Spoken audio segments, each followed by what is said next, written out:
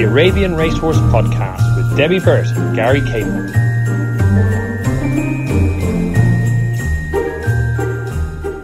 Welcome to a special Christmas edition of the Arabian Racing Podcast. This week we have a special guest, Arrow champion jockey Alex Chadwick, who's going to be joining us. And we also have some audio and some input from some of the other significant participants in the Arrow 2020 season.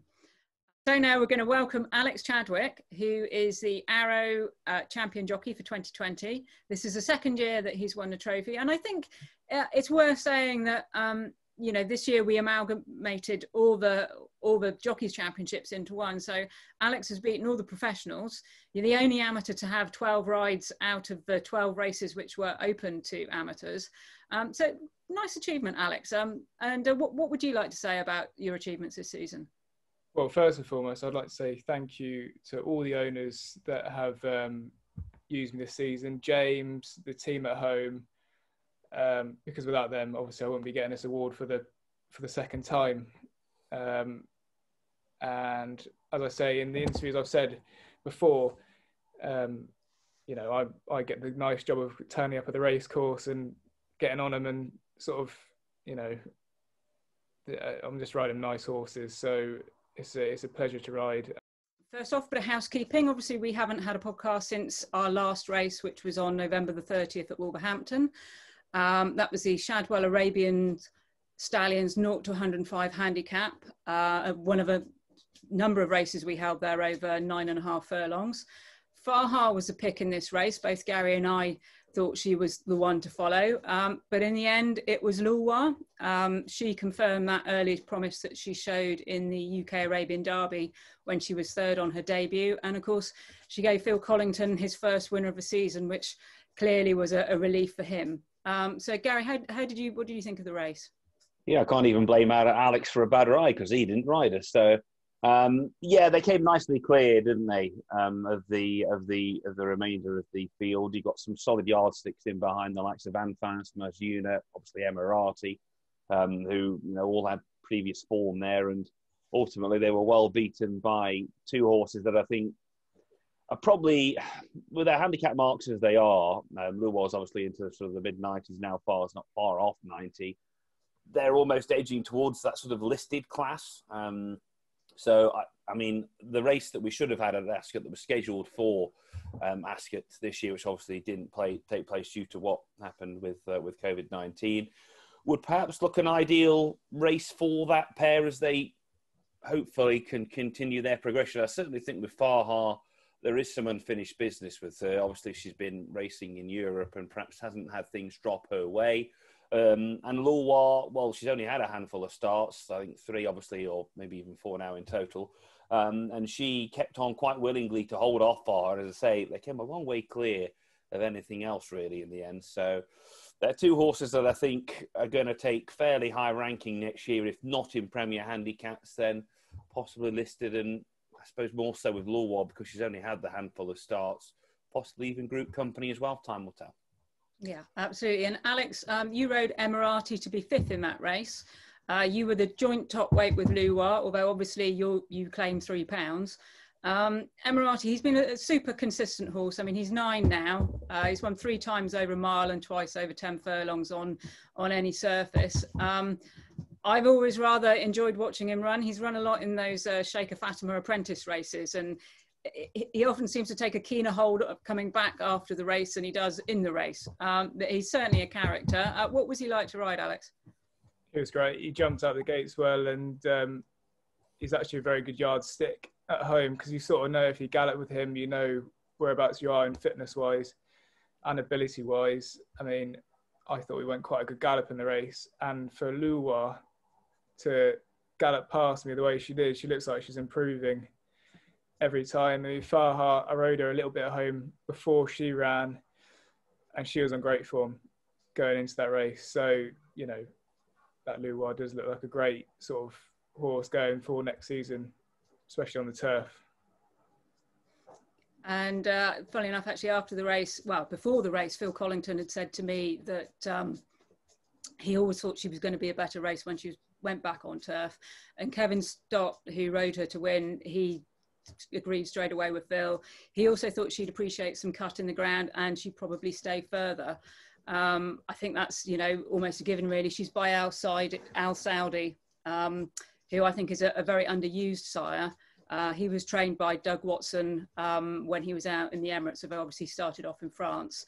From the 13 runners he's had in the UK, 11 have been winners, and they include Emirati, Orzan, Tajari, 3 horses obviously that Alex knows very well, and all of which are multiple winners, including obviously Orzan, who won a Group 3 with the Clarendon Stakes.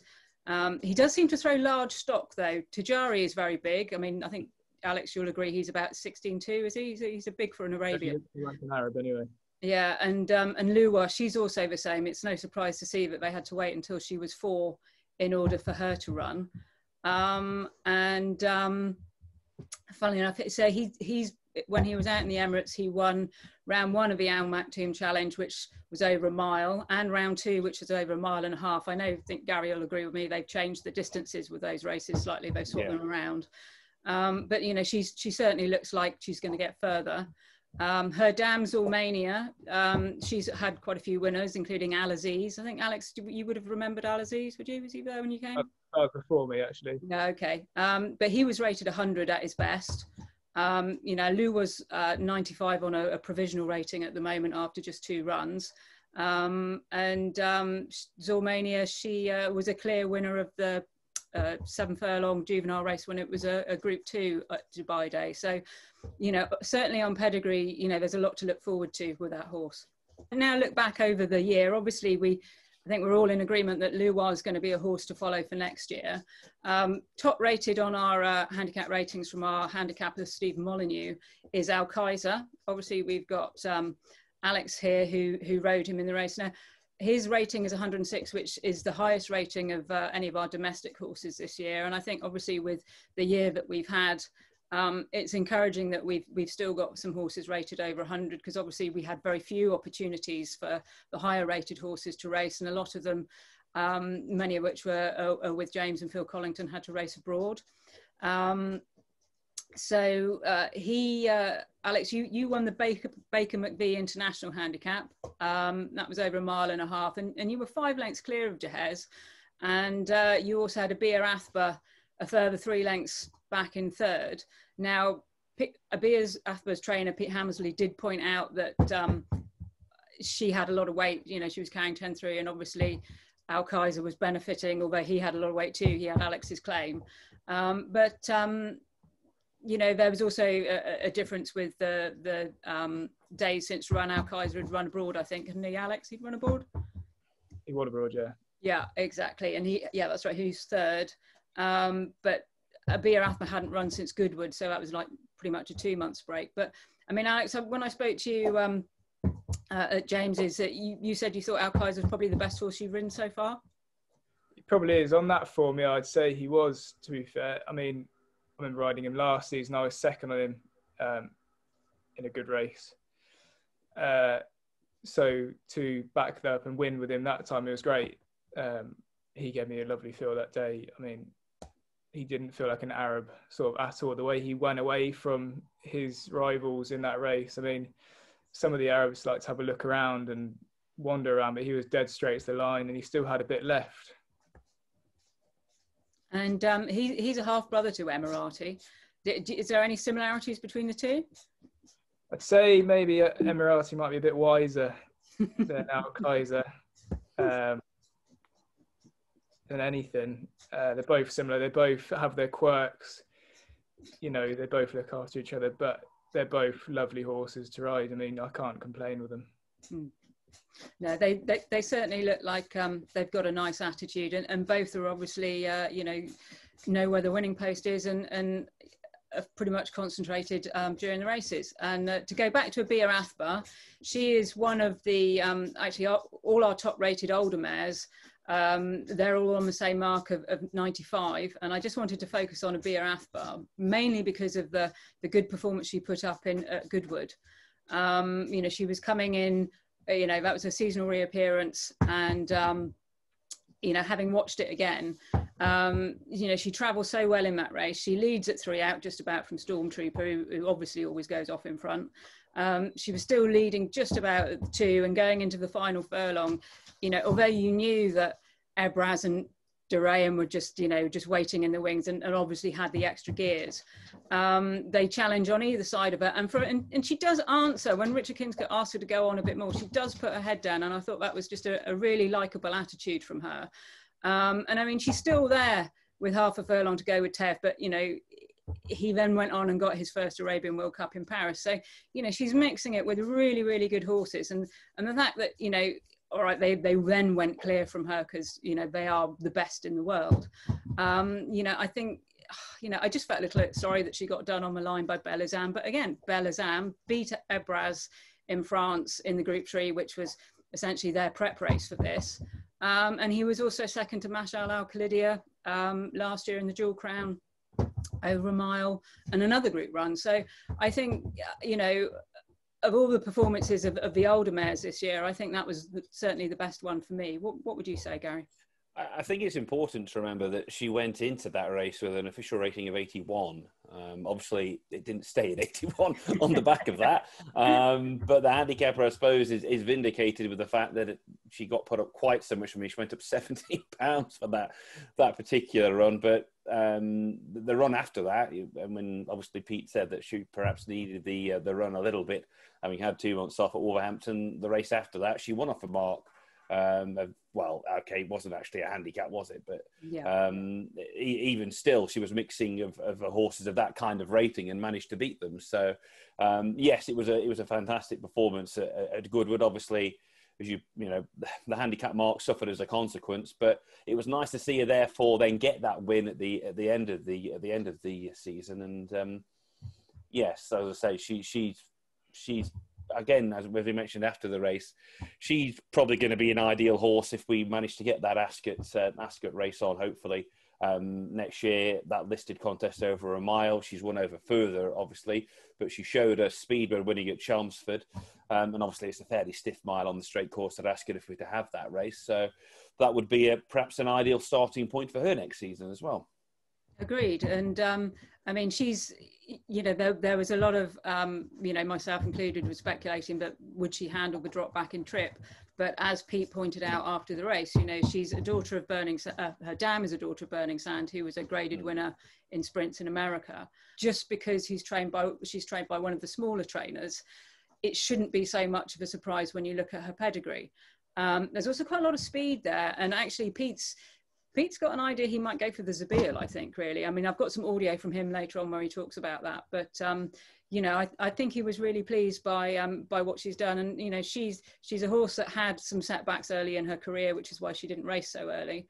I think the worst result she's ever been is 6th, and that was in the UK Arabian Derby on only her second start. So, you know, there's a lot of quality there. So she's certainly a horse that I'm looking forward to for next year. Perhaps as it sounds, perhaps those setbacks that she did have in the early stages of career have actually, in a way, kind of helped her. And that plan with Zabeel is interesting because often, in terms of the Group 1s, it's usually won by a decent horse, but it can often be that we get some, what you would call, bigger priced horses hit the frame in that race. And it's always interesting to see those horses that have got form over further that set back in trip. Because it's a sprint, they actually travel through that race so well. They get a lovely toe into the race, and it seems nothing to say about a 6 furlong race, but sometimes it can ultimately be their confirmed stamina that actually wins them that race. So that's an interesting plan that Pete's got there for sure. Yeah, absolutely. And I think that, you know, that's something that we often see with the July Cup at Newmarket, where you get horses which were very strongly fancied for the Guineas, fail to step up to, you know, 10 furlongs. And then all of a sudden they win the July Cup quite often the 2nd or 3rd year. So, you know, as you say, it'll be an interesting race when we get the programme for next year. And of course, even if there is, you know, if maybe we don't have Dubai Day because the continuation of the COVID situation, then possibly we may have a Clarendon Stakes, obviously even shorter. But then, of course, similar with Orzan, who James was, for a long time, kept pushing up and stepping up in trip, but actually was a very good sprinter. Yeah, like I say, considering how the programme book can often be in the UK as well, we see it happen a lot anyway, don't we? Some horses, because of their rate, and they have to go in these type of races, and it can often work out to their advantage. And now I think if we look at for the other end of the scale, one of our highest rated 3-year-olds we've had for quite some time now is Al Shamik. He's finished the season on 99. And he was a very impressive young colt that he looked quite progressive when I saw him in training in Newmarket earlier in the year. But obviously with a new trainer to the sport in Jess Quinlan, obviously it's harder to get a marker, although I know she had a lot of help from James and she was able to work her horses with some of his to get an idea of where she was. He's another product of Amma, who has been such an influential stallion in Arabian racing, but he's a Qatari bred, which is kind of a newer thing now. They've developed their breeding program a lot more over there, and they have races specifically for Qatari breds only. And the dam, she won her maiden over 7 furlongs, so I guess it wasn't really a surprise that he did so well on his first time. But you could really see the penny dropping for that horse in the race itself, when he certainly went, oh, this is what I'm supposed to be doing. And he did it well. But the follow-up, I think, certainly was more impressive in the novice, with that putting 6 lengths between him and everybody else. And the horse in behind Durgam Athbar, I also thought had stepped up considerably on what he'd shown. And of course, both horses are now continuing their careers in the winter in the Gulf. Al Shamik has arrived in Qatar, and he hasn't run yet, and it would be so nice if he would come back next year. But I see also Durgam Athbar, he had he's run in the Abu Dhabi Championship in the UAE on Sunday and finished 4th. So the form of that race is looking pretty strong. It is, and those races out in the Gulf are usually very, very difficult to win, particularly the Abu Dhabi Championship, which you mentioned there. So the fact that Durgam Athbar has managed to finish 4th in that race, I think, does speak volumes for the form. I mean, I'm with you with Al Shamik. He was a pretty green in the early stages on his debut, wasn't he? But as you say, the penny dropped with him late on, and he was very strong through the line. And he was a completely different horse in that race on his second start in that novice event. He was a lot more streetwise in the early stages, and the way that he quick and clear from Durgam Athbar, and you got obviously a subsequent winner in Lulwar behind them in 3rd, and they put a long way clear of the remainder that day, and a couple of others have ran well in behind after that. So the form's got a pretty solid look to it, and it'll be fascinating to see how Al Shamik progresses out in Qatar this winter. But we should mention Jess Quinlan, who's obviously just started her training career, and obviously this horse was her first ever runner. She had 2 in the same race, of course, obviously, as she'd when this horse won the second time. But to have 2 winners in a debut season with just a couple of horses, they're nicely bred horses, don't get me wrong, but you still got to get them to the races, and they've got to know their job. And as you point out, and she has had a little bit of help with a few people with a bit more experience, perhaps with this breed than herself. But even still, she stood on her own 2 feet, and she's done a fantastic job with just a small string. She certainly has. And I spoke with Jess Quinlan when I went to Newmarket to present her with the Arabian Racing Achievement Award as part of the Horse Race Writers and Photographers Association, which normally is a very pleasant lunch in London, but we've all attended over the years. And in fact, it's an award that you've won yourself, Gary. I don't remember a lot about it, if I'm honest. But yeah, that's the kind of do that is. Unfortunately, I've been going to that for sort of 10, 15 years, but unfortunately, we didn't manage to make it there in person this year, obviously. But fingers crossed for next year. Agreed. And if we just listen to Jess now and hear what she's got to say about the award and how she's done this season. It's been a fantastic first experience for you with the Arabians. You've had two runners. One's won twice, one's been placed. How do you think that the season has gone for you? With the number of horses, I'm delighted. I couldn't be happier. I think it was a nice number of horses to start out with. It meant I could, it was like being a boutique trainer. It was really easy to set exercise for them and stuff. So I think that's really benefited me, and I think that's shown in the results. Obviously, next year it would be nice to get a few more, and obviously have the racing back to normality a bit, so they could be running a bit more regularly. And it's just it should be a little bit easier to make a bit of a plan with them if the racing is more structured, or can be organised a bit further in ahead. Like this year was just a really difficult time for everyone to kind of get in the swing of things. So I think under the circumstances, I couldn't be happier. I think I've been really lucky with the horses I've had. They've, been relatively straightforward and given me a really good start and hopefully a really good push in the right direction. Yeah, thank you. And we've just had this announcement, obviously, that there'll be further integration with thoroughbred horses from next year, and that thoroughbred trainers can take out a licence to train Arabians. As someone who's come to Arabians with really no experience of the breed and certainly of racing them, is there any advice that you could pass on to a thoroughbred trainer who's thinking, oh, well, maybe should I give it a go? I'm sure anyone that is out there training already probably is far more qualified than me anyway, but I think I've always been the mentality, and I'd be the same with a thoroughbred, a pre-trainer, whatever I had in. A happy, healthy horse will do its job, and I think fundamentally it's the same with an Arab. Keeping them happy and healthy and enjoying what they do is the biggest thing. The work schedule might need tweaking slightly in the sense that, they are known for potentially not doing the most work at home. So I find the prep on them a little bit longer. It takes a bit longer to get them fitter, but fundamentally it's the same as a thoroughbred. Keep them happy and healthy, and they should, touch wood, perform. Touch wood. Well, I think they performed pretty well for you this season. And just to conclude, you've just discovered that you've won the HWPA Arabian Achievement Award for 2020. What are your thoughts on that? I'm really honoured, to be honest. I definitely didn't expect it, and I think I've had so much support from a lot of different angles, from Arrow Racing to my family to owners to even James Owen's been a huge advice giver and help. So I think in a way it's nice to win it as a almost thank you to them. It hasn't gone wasted, and it certainly hasn't gone unnoticed, by me, all the support and help I've had.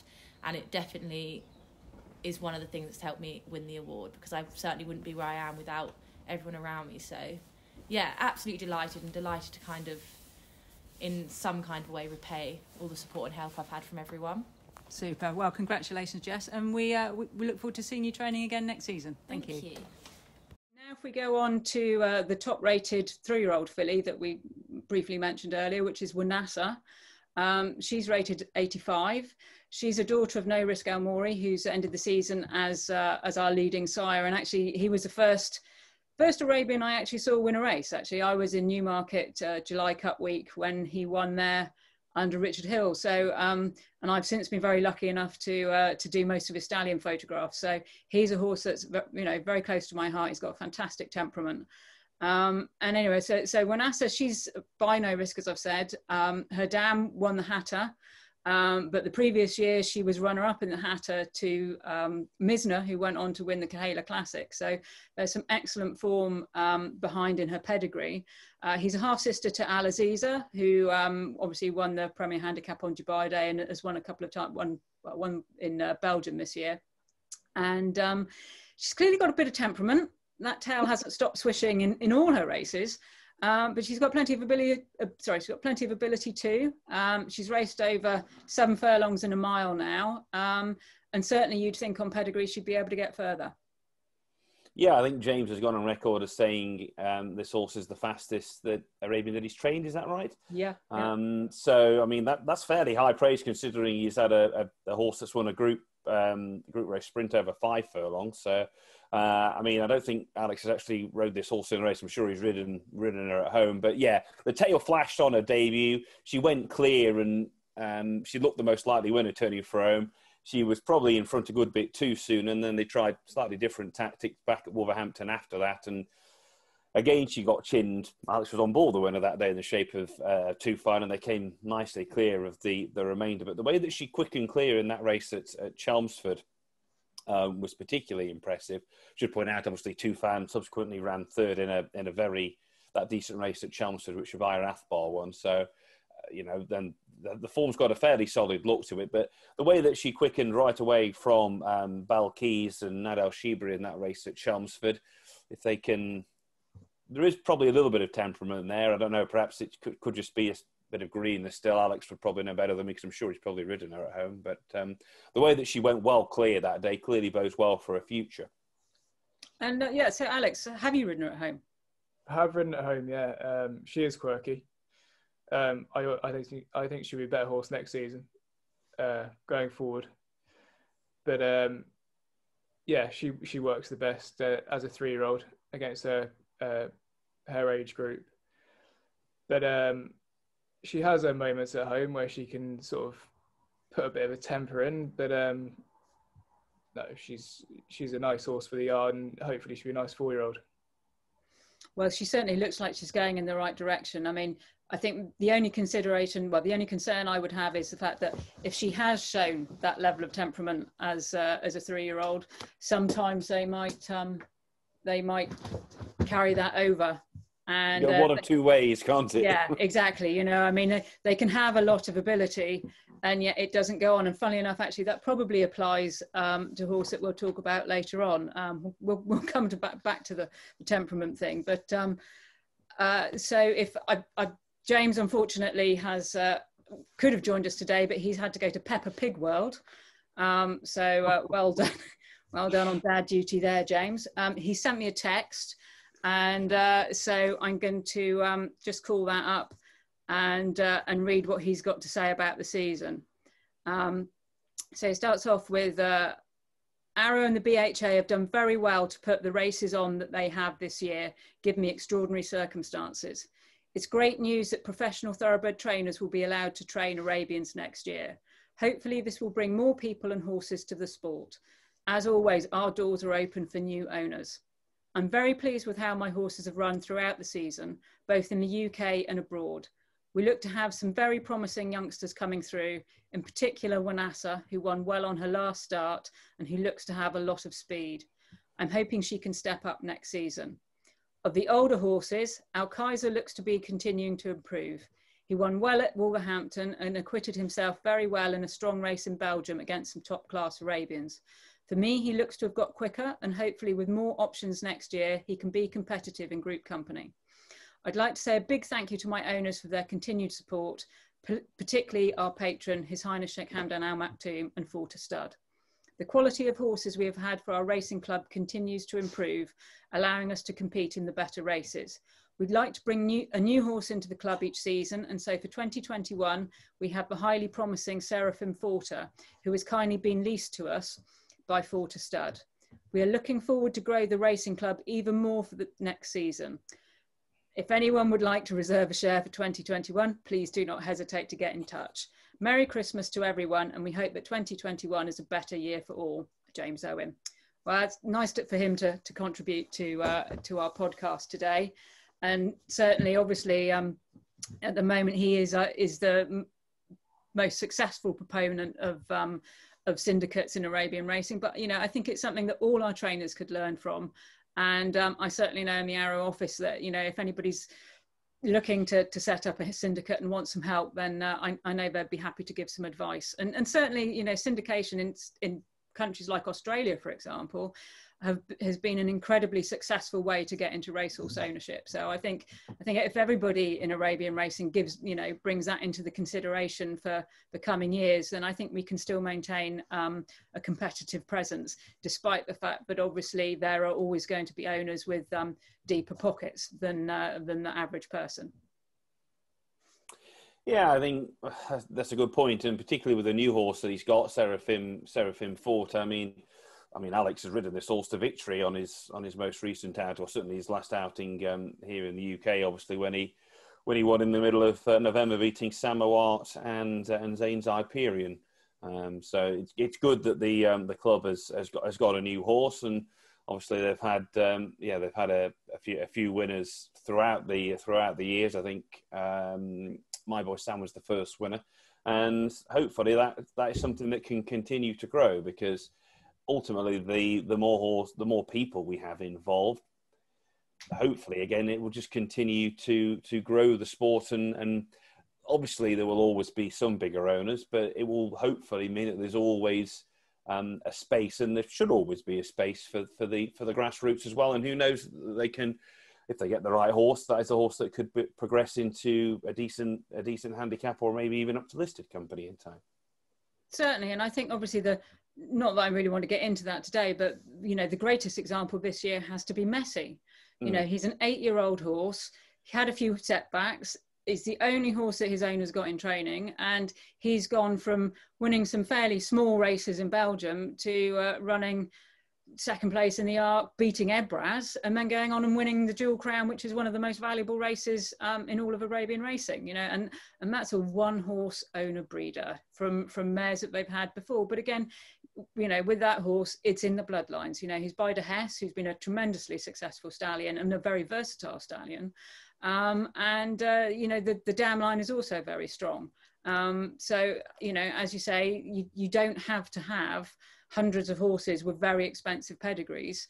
You can still be competitive at a lower level. And actually, just going back to Seraphim Forte, I mean, he's rated 67. I think there's clearly plenty of more room in that mark for James and the racing club for next year. But again, he's well bred. His dam, she has already produced 3 or 4 winners at a range of trips around about a mile, 1 mile 2. She produced a 3-time Group 3 winner, Sartageno. She herself was best at sprint trips, and she won 8 races in Belgium. Now, she wasn't quite good enough to mix it with some of the top quality horses. She ran, I think, 8th in the Zabil to De Hesse. But, it's still speedy enough to do well in the sort of mid-range races in the UK, I think. I mean, Alex, would you say that he had, Seraphim Forte showed a good amount of speed? I'd say so, yeah. It's actually a funny story where we worked them once in the fog, and James couldn't see anything. The next thing, I come out the fog and I'm a furlong clear of one of the other 3-year-olds that is actually speedy and has ran this season. And actually from then we thought we've got a nice horse here. Super. And obviously you'll be looking forward to riding him next season. And you were telling me he's quite a character. He's quite a buzzy horse at home. He is, yeah. So I have to get up early and ride him in the dark because in Newmarket there's not many horses out in the dark, and that's what suits him. It gets him out. He's by himself. He doesn't see many horses. Straight to the gallop.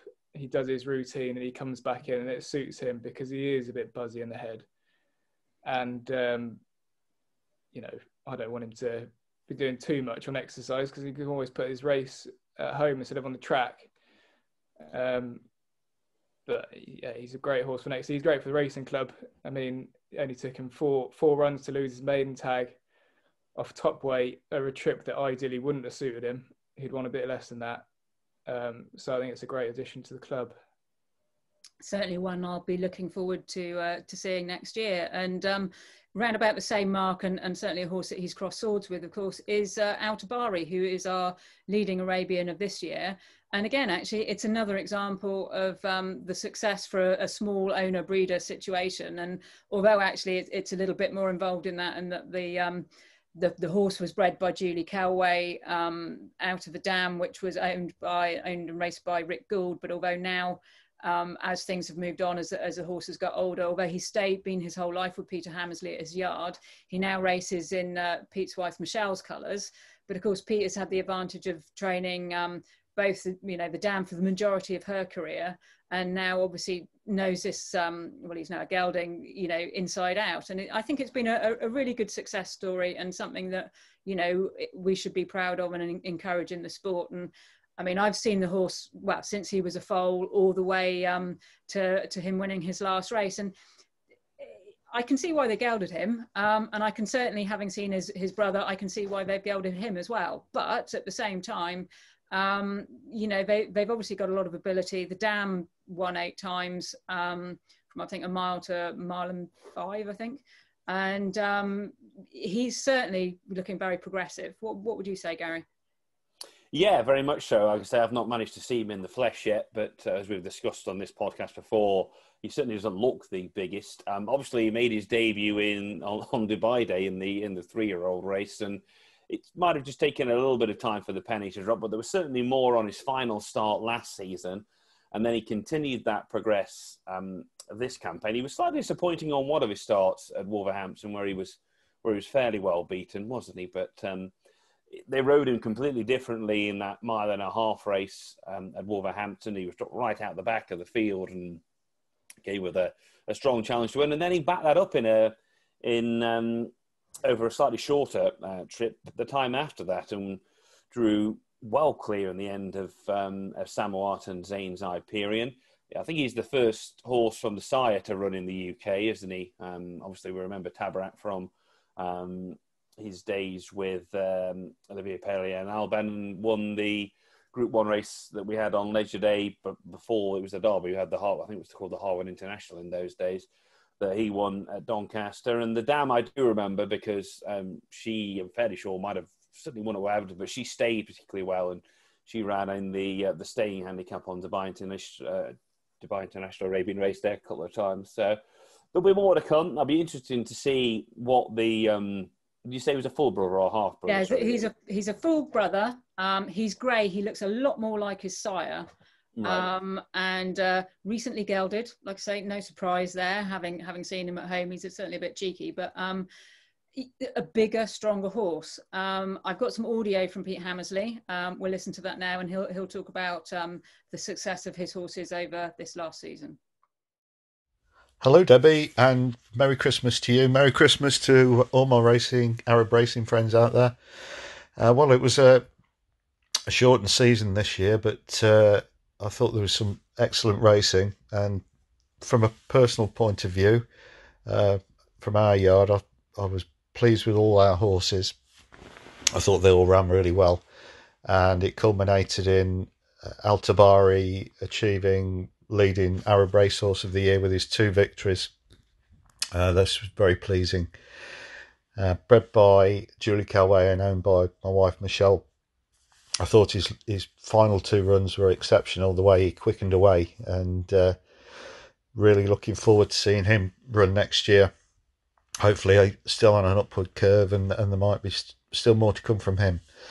The other winner for us, Abir Athbar, again, really pleased with the way she has improved this year, and again culminating in a cracking victory in the conditions race at Chelmsford.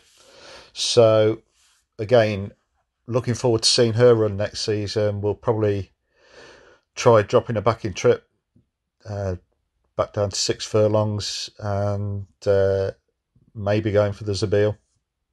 As well as those 2, I was really pleased with some of the others that ran, namely Zane's Hyperion, Jemana Athbar, and also Samowat. So looking forward to seeing those run next year. And as well as those, it looks like we'll have 3 new horses, hopefully, running next season. We've got a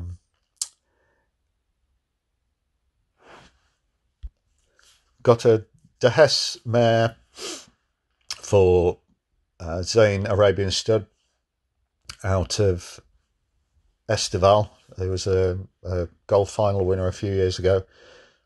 She should be quite exciting. We've got a Seraphine de Payon filly that will run in the colours of Dillman Racing. She was bred by Jenny Payton out of Jelma de Valde, making her a half sister to Gethley Wen. So she should go well. And we've also got a 3-year-old, well, it'll be 3 next year, 3-year-old gelding, full brother to Al-Tabari, who is bigger and stronger than Al-Tabari, but that doesn't necessarily mean he'll be better. But yeah, looking forward to seeing him run. So all in all, exciting times, and look forward to seeing everybody next year. If we move on, so we'll just look at the top-rated 4-year-old colt, which is Tufan, just briefly, horse which obviously won the Arabian Racehorse sponsored maiden stakes at Wolverhampton. Just funny enough, when we were talking earlier about grumpy horses, he's by Mahab out of Zakia, who raced for His Highness Sheikh Hamdan. And although I don't remember her running, certainly I should think Gary would, but I often see her when I go and visit to Shadwell Stud, and she is famously grumpy and not a horse that you want to stroke or try and stroke on the nose for sure. So, but again, it's often that the bad-tempered broodmares can produce some of the best racehorses. So, and funnily enough, she was a 3-time winner, and she was 4th to McKeefer in the Hatter. So again, there's plenty of ability there. And of course, he's by Mahab, and Mahab has been very successful for the Sheikh Mansour operation. He was the sire of Manak, and of course, he's the sire of Hattal, who won our Derby this year. And he certainly, actually, I know he's not a domestically trained horse, but certainly obviously of horses that have run in this country this year, he certainly looks like he could be the real deal. When I spoke to Tad O'Shea after the race at Doncaster, I said, do you think he's as good as his dam Misna, who obviously, as we've discussed earlier, won the, well, as well as winning the Hatter, she won the Dubai Kahela Classic, which is, just one of the few mares to actually do that race. And he felt that he wasn't there yet, but certainly he showed plenty of ability, and I think he'd be looking forward to seeing him run in Abu Dhabi. Well, as it turned out, he didn't go for the dual crown. He stayed in France and he went to Toulouse for the French Arabian Breeders' Classic, Sheikh Zayed Cup.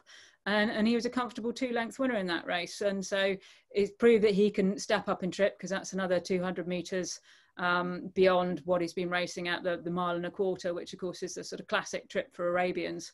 And, he's going to be an interesting horse. We're obviously going to put him away for the winter now, and we'll see him next year. Obviously, they'll have an eye on the big races in France next year. And probably then he'll head to the dual crown. I think possibly they might have learnt their lesson a bit with Hayan, who won the Derby the year before, and he went out and he was 11th to Masha Al Khalidia in the dual crown. Of course, this year he's had a lighter campaign. That horse won the first group race in France, which I think was in Toulouse in May. I certainly remember watching it on my phone, and it was dark and raining there. It was about half an hour later. Remember that? Yeah, it was. But then, of course, he won another group run in the summer, went out to the dual crown, and of course the dual crown's been extended in trip this year, and he ran 3rd to Messi. So you can see why they've probably backed off of this colt a bit. And I think that last group one in France, the Arabian Breeders' Challenge, is possibly a slightly easier race. There were still some good horses in there, but certainly you can see why they took a step back with him, I think, and kept him in France. Yeah, I think, as you point out, I mean, to go into something like the Dual Crown as perhaps your first Group 1 race into open company, not against your own age group, is always a tough ask. And perhaps mentally, it might not have been the soundest of decisions. You can understand why. You've got a horse that's ready to go and is what you would perhaps consider to be in the form of his life. But against some of these hardier, more battle-hardened, perhaps, confirmed Group 1 performers, it can be a tough challenge for the youngsters. So yes, I'm sure that will benefit Hattalm moving forward in his career next year, and I'll be interested to see if he can step up to the highest grade. Back on the I do remember the mare Zakia. She was a little quirky, I think it's fair to say herself. Yeah, I do remember her, and she comes from a decent family herself. She's herself is out of Sophie Delou, obviously, so. It's a bloodline that the Shadwell know quite well, but she was very decent. I mean, Zakia, the only time she was out of the first 3 was in that in the racing that you mentioned at Newbury, the Hatter, when she finished behind McKeefer, Kerim, and ARH. That was the only time that she finished out of the first 3, and she had a lot to find on ratings, official ratings anyway, going into that. So, with regards to the horse that we talked about, her progeny there, Tufan. Obviously, Alex was on board when this horse won at Wolverhampton, beating subsequent winner Winarsa, and he also rode the horse in that race at Chelmsford when he finished behind Tajari and a Bayer Athbar. So he's only had a couple of starts, this horse, and there's going to be hopefully a lot more to come from him next season. But I'm sure Alex can probably tell us more. Yeah, he's. First race he ran in, I think he did one bit of work before going in, and that one bit of work, James came up to me, he said, do you think he's ready to run? And I said, I think so, but he wouldn't be the fittest. And then to go into that race and do what he did actually quite surprised me. He still showed a little bit of greenness next time at Chelmsford, but he still ran really well. Up against, seasonal handicappers, you forget that it's only his second run at Chelmsford. So for a horse to do that was actually quite a big task. And do you think he'll step up in trip? I'd say he'd be quite versatile, to be fair. I think you could. He's got speed. You showed that when he raced against Wanassa. He settles in his races and he finishes races off well. So I think he'd be quite versatile in trip. And he certainly looks pretty focused. I mean, I remember you saying that you were a bit worried he might, when you hit the front with him, he might look around, and there was no problem there. Yeah, just because at home he wouldn't have done much in front. He hasn't done much in the stalls. It was just a bit of a freak thing to come out and do that first time out, to jump out the stalls as well as he did, to travel as well as he did, and to finish going away sort of from Wanassa to the line and to prick his ears. I thought, he'd be another nice horse for next season. Mm-hmm. And I think really we're coming to the end of this Christmas special to a certain extent. If we can just go around the group and just name me one horse for next year that you're looking forward to most. Not necessarily one that's going to win a group race, but who are you most looking forward to see next season? Gary? We've mentioned quite a lot of the ones that I think I could mention, but perhaps at a slightly lower level, I will pick Zane's Hyperion, who only had the one start last year. He was last on that particular outing. It took him a couple more runs this campaign, I think, for the penny to drop. But it looks as though it's begun to drop now. Obviously, he was second at Wolverhampton and he was third there on a couple of occasions as well. So he's slowly beginning to get the hang of things. Hopefully, next season he'll be up to winning a handicap. So I will go for Zane's Hyperion, but there are lots of others that I could have picked, but we've already mentioned them. So I'll stick with Zane's Hyperion. Okay, and Alex, how about you? Obviously, you've got a fairly good insight into horses to look forward to for next year. But of all the ones that you rode this year, who would be the ride you'd most be looking forward to? Not necessarily one you might get, but who you would be looking forward to. Well, now Seraphin's in the racing club, I'd hope to keep riding him. But, he is the one that I enjoyed the most out of all my winners this season. For some reason, I don't know why, but it just sort of, I think it might be because I ride him every day at home. But it's just the way he gallops the line over a trip that he didn't really suit more than anything. And he's got plenty of speed, so another horse that would be versatile. And certainly with him, I think I've mentioned him in previous podcasts, he's got a really, really likeable attitude in his races, particularly as he's progressed over the season. And I really like the way that he really sticks his head out and looks like he's trying. I mean, you might say that he's probably got more in the tank, or maybe not, I don't know. But he certainly looks like he wants to win. And I think that's always an admirable quality in a racehorse, regardless of what breed it is. Yeah, he does. He's actually a very hardy horse. He's one of them, I think he could run one week and the next week.